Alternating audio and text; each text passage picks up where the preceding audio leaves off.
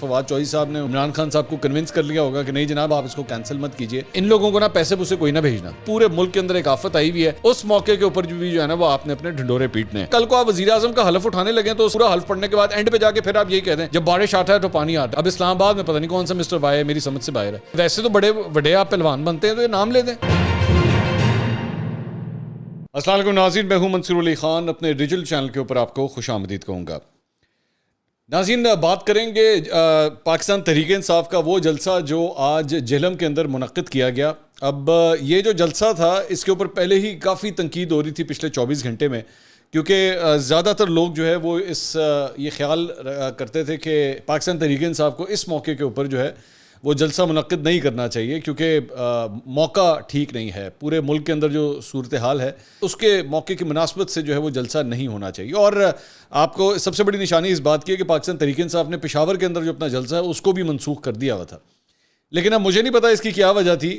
شاید فواد چوہدری صاحب کا علاقہ ہے, شاید اس وجہ سے فواد چوہدری صاحب نے ان کو عمران خان صاحب کو کنونس کر لیا ہوگا کہ نہیں جناب میں نے بڑے انتظامات کیے ہیں تو اب آپ اس کو کینسل مت کیجیے. تو جلسہ جو ہے وہ پھر بھی منعقد کیا گیا.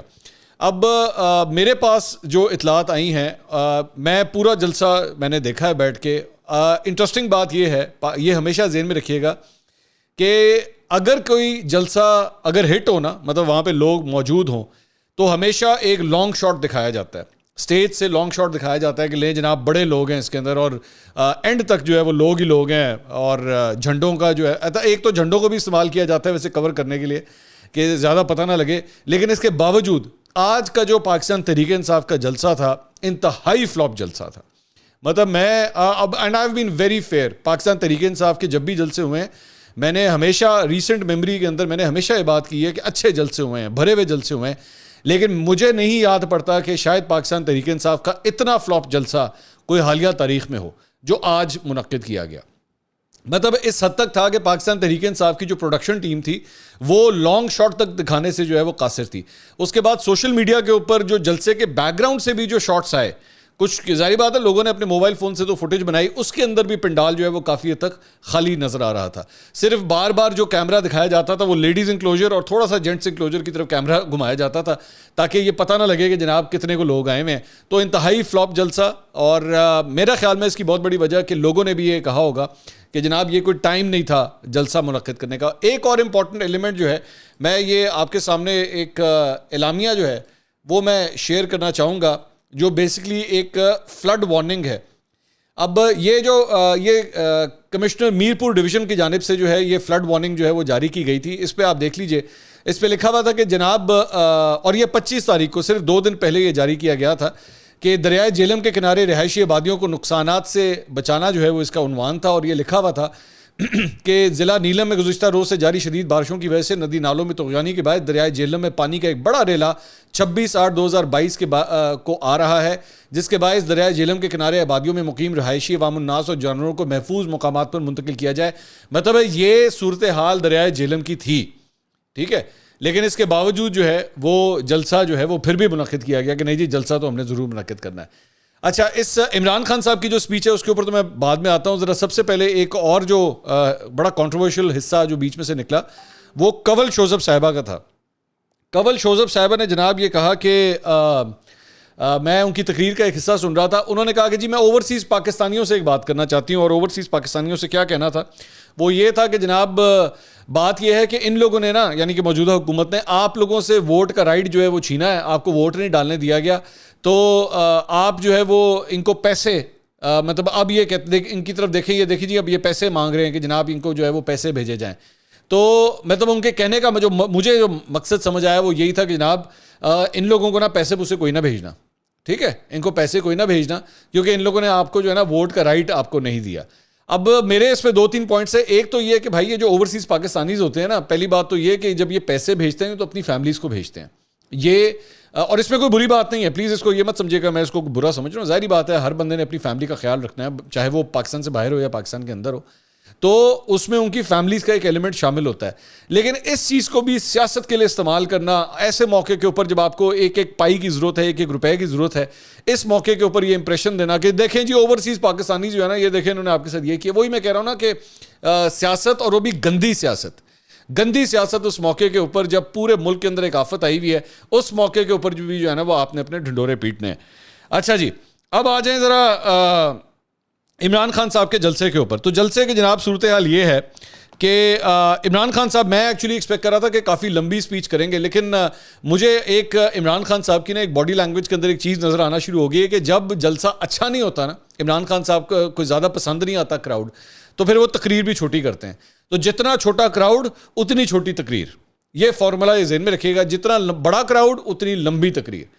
تو خان صاحب نے آج بھی جو ہے نا وہ اتنی لمبی تقریر نہیں کی جو میں ایکسپیکٹ کر رہا تھا. اچھا, ایک تو انہوں نے روٹین کی بات, مطلب کہ سب سے پہلے انہوں نے ظاہری بات انہوں نے کہا جی ہمارے لوگ مشکل میں ہیں, ہر جگہ عذاب آیا ہوا ہے, سندھ کے اندر برا حال ہے, لوگوں کا قوم مل کر ایسے امتحان سے لڑتی ہے. میں سیلاب 2010 میں سیلاب آیا, میں نے اور ہر پاکستانی نے پوری کوشش کی, بیرون ملک پاکستانیوں نے بھی مدد کی, وہ امتحان ہم نے بڑے زبردست طریقے سے پاس کیا. سب سے پہلے ٹائیگر فورس کا اکٹھا کرنا ہم نے شروع کیا. ایک تو ٹائیگر فورس چڑی ہے نا, میں اس سے بڑا تنگ آیا ہوں, مطلب یہ پتہ نہیں کیڑی اپنی فورس بنائی ہوئی ہے ٹائیگر فورس. یہ کووڈ کے دور سے چل رہی ہے اور اس کی پتہ نہیں کتنی ڈیوٹیاں بیچارے کی لگی ہیں. پہلے یہ کووڈ کے حوالے سے لگی تھی, اس کے بعد یہ کہا گیا تھا جناب انہوں نے جو ہے وہ راشن کھانا ہر جگہ پہنچانا ہے. اس کے بعد اس کی ڈیوٹی لگی تھی کہ جناب آپ نے مارکیٹوں کے اندر جو ہے وہ جہاں پہ پیسے زیادہ مانگے جا رہے ہیں, پرائز کنٹرول نہیں ہے, آپ نے پرائز کنٹرول کا دھیان رکھنا ہے. تو اب جناب ان کی جو ہے وہ نئی ذمہ داری ٹائیگر فورس کی لگ گئی ہے. لیکن اچھا, خود بھی ایکسپلین کر رہے ہیں کہ ملک میں بہت برے حالات ہیں, لیکن ساتھ یہ بھی کہہ رہے ہیں کہ جناب جلسہ تھا میں پھر بھی کروں گا. جلسہ نہیں میں چھوڑنا بھائی جان, جلسہ جہاں مائک ملے, 4 بندے ملے, جلسہ کر ڈالو, جلسہ نہیں جو چھڑنا سی. اچھا جی, اس کے بعد انہوں نے کہا کہ جی پہلے سے بھی ہمارے جو ہے وہ پاس ٹائیگر فورس کے رضاکار تھے, یہ حکومتوں کی مدد کریں گے. پیر کی شام کو ٹیلی تھون کے ذریعے پیسے اکٹھا کروں گا. جی وہ بھی آپ نے فیصلہ تب جا کے کیا جب آپ کے اوپر اچھی خاصی تنقید ہوگی, تو تب آپ نے اس چیز کا اعلان کیا. پنجاب اور کے پی کی حکومتوں اور اس کے اوپر ثانیہ نشتر کو بٹھائیں گے, کمیٹی نیچے ہوگی اور پاکستان میں جہاں بھی مستحق لوگ ہوں گے انہیں فنڈز دیں گے.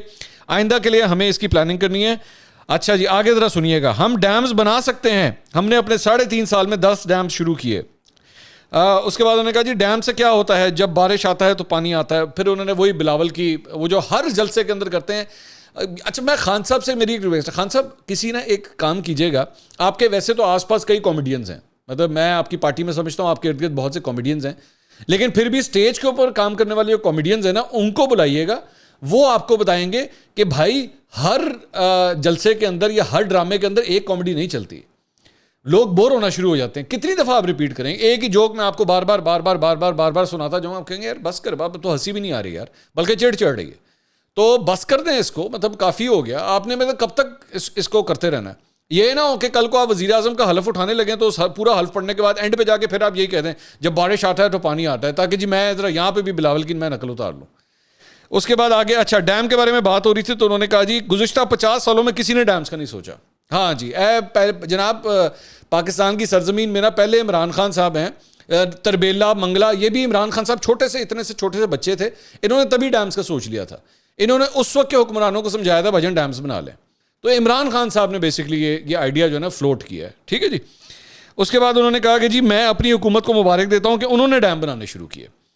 انہوں نے کہا جی ایک بڑی اخباروں کے اندر کیمپین چل رہی ہے, فرینڈلی میڈیا, لفافے والے صحافی وہ کیمپین کر رہے ہیں کہ اس وقت سیاست نہیں کرنی چاہیے, جلسے نہیں کرنے چاہیے. ٹھیک ہے, وہ جو کیونکہ ہم بھی یہ کہہ رہے ہیں تو ظاہری بات ہے ہم بھی اس لسٹ میں آتے ہیں.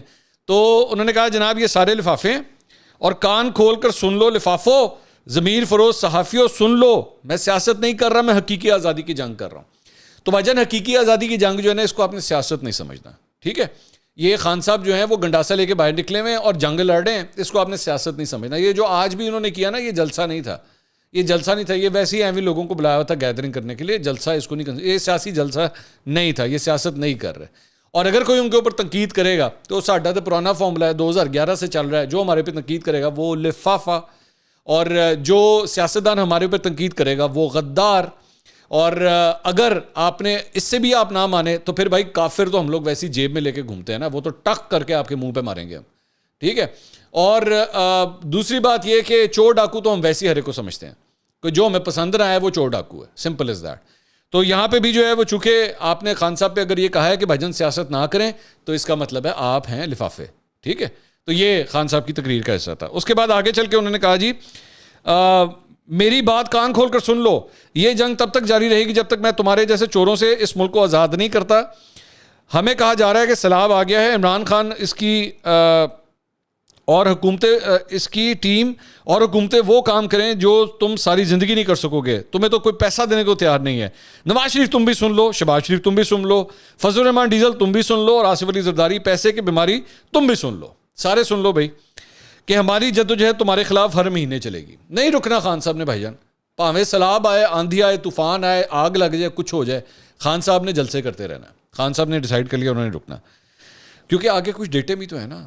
اندازہ کیجئے نا, نومبر میں سمجھا کریں, بڑی امپورٹنٹ ڈیٹے ہیں. اس سے پہلے اب ظاہری بات ہے کچھ نہ کچھ تو کرنا ہے. یہ تو پتہ نہیں خان صاحب کی یہ بدقسمتی ہے, ظاہری بات ہے, کیونکہ وہ تو اتنے کیمپین اتنے موڈ کے اندر چل رہے تھے, آگے سے سیلاب آ گیا.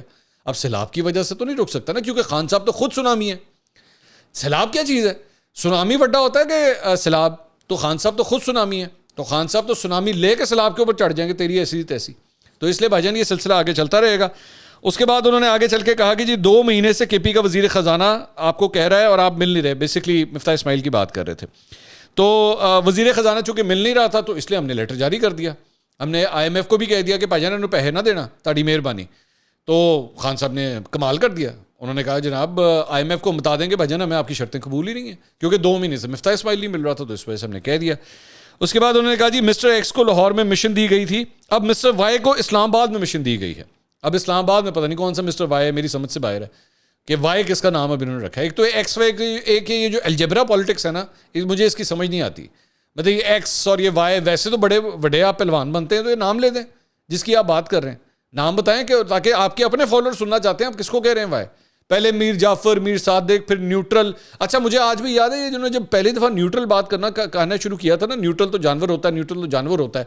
تو جب ان کے اوپر تنقید ہوئی تھی کہ جناب یہ آپ جو ہے وہ آرمی چیف کی بات کر رہے ہیں یا فوج کی بات کر رہے ہیں, تو اس وقت پہلے انہوں نے ڈیفینڈ کیا تھا.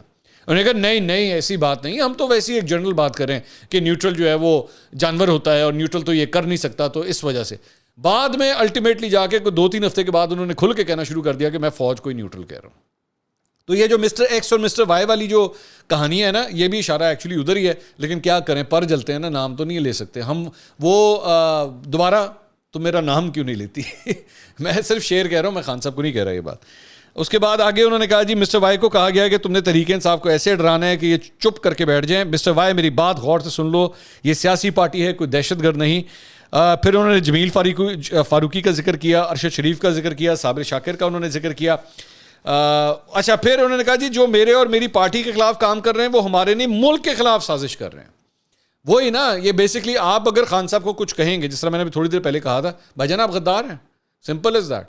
وہ تو ایک ہم نے تیار فارمولا رکھا ہوا ہے. آپ نے اگر خان صاحب کو یا پاکستان تحریک انصاف کو کچھ کہا, آپ غدار ہیں. تو یہاں پہ بھی جو میری اور میری پارٹی کے خلاف کر رہے ہیں وہ ہمارے نہیں ملک کے خلاف سازش کر رہے ہیں. وہ ان کے بھانجے نے بھی, یاد نہیں آپ کو, چند دن پہلے یہ کہا تھا آئی جی اسلام آباد کے حوالے سے جو انہوں نے ٹویٹ کیا تھا, اور جس میں انہوں نے کہا تھا کہ جناب تم نے عمران خان کے خلاف نہیں پاکستان کے خلاف یہ سب کچھ کیا. اوپر سے ٹریول ہو رہا ہے سب کچھ, یہ سب کا سب یہ جو مائنڈ سیٹ ہے نا, یہ اوپر سے ٹریول ہو رہا ہے. مامے سے بھانجا, بھانجے سے پھر اور دوست یار, لیفٹ رائٹ, یہ سارا وہاں سے ٹریول ہو رہا ہے کہ بھائی مجھے کچھ کہہ دیا تو آپ نے ایکچولی پاکستان کو کچھ کہہ دیا. اور میں نے پوسٹر تو آپ کو دکھایا تھا پچھلی ویڈیو کے اندر, فواد چوہی صاحب کا, حقیقی آزادی کا مطلب کیا, لا الہ الا اللہ. ٹھیک ہے, تو یہ ہے وہ قاسم سوری والا اسلامک ٹچ. تو اس قاسم سوری کا اسلامک ٹچ, حقیقی آزادی, اس کے باوجود انتہائی ایک فلاپ جلسہ عمران خان صاحب نے آج کیا. مجھے نہیں یاد پڑتا کہ عمران خان صاحب کا کوئی ایسا جلسہ ریسنٹ میموری کے اندر جو ہے وہ اتنا فلاپ ہوا. اگلی ویڈیو میں دوبارہ ملاقات ہوگی. اللہ حافظ.